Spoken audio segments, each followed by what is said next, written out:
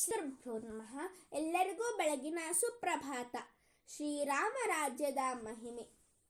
ರಾಘವಶ್ಚಾಪಿ ಧರ್ಮಾತ್ಮ ಪ್ರಾಪ್ಯ ರಾಜ್ಯಮನುತ್ತಮಂ ಈಜೆ ಬಹುವಿಧೈ ಯಜ್ಞೈ ಸಸುಹೃಜ್ಞಾತಿ ಬಾಂಧವಃ ಆಸನ್ ವರ್ಷ ಸಹಸ್ರಾಣಿ ತಥಾ ಪುತ್ರ ಸಹಸ್ರಿಣಃ ನಿರಾಮಯಾ ವಿಶೋಕಾಶ್ಚ ರಾಮೇ ರಾಜಂ ಪ್ರಶಾಸತಿ.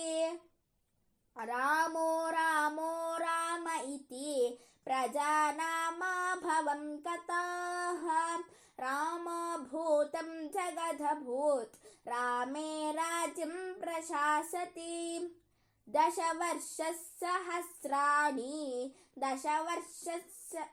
ದಶವರ್ಷಶತಾನಿ ಚ ಭ್ರಾತೃಭಿಃ ಸಹಿತಃ ಶ್ರೀಮಾನ್ ರಾಮೋ ರಾಜ್ಯಮಕಾರಯತ್.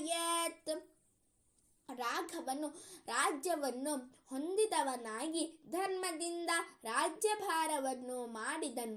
ಶ್ರೀರಾಮಚಂದ್ರನು ಸ್ನೇಹಿತರಿಂದಲೂ ಜ್ಞಾತಿಗಳಿಂದಲೂ ಬಾಂಧವರಿಂದಲೂ ಕೂಡಿಕೊಂಡವನಾಗಿ ಅನೇಕ ವಿಧವಾದ ಯಜ್ಞಾನುಷ್ಠಾನಗಳನ್ನು ಮಾಡಿದನು.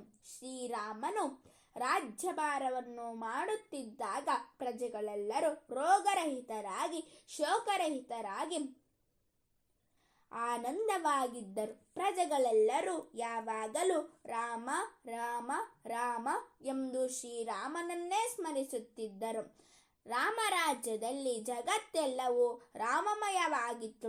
ಎಲ್ಲೆಲ್ಲಿಯೂ ರಾಮನ ಕೀರ್ತನೆ, ರಾಮನ ಸ್ಮರಣೆ, ರಾಮನ ಗುಣಗಾನ, ರಾಮನ ಮಹಿಮೆ, ರಾಮನ ಸ್ತುತಿ, ರಾಮನ ಅನುಸಂಧಾನವೇ ನಡೆಯುತ್ತಿತ್ತು.